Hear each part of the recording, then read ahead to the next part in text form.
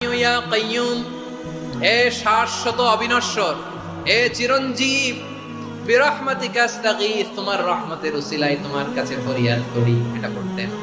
আবার আরেক বর্ণনায় এসেছে ইয়া হাইয়ু ইয়া কাইয়ুম বিরহমাতিকা আস্তাগীথ আসলিহ লি শা'নি কুল্লাহু ওয়ালা তাকিলনি ইলা নাফসি তারফাতা আইন। আসলিহ লি শা'নি কুল্লাহ, আল্লাহ আমার সবকিছু আপনি সেটেল করে দেন।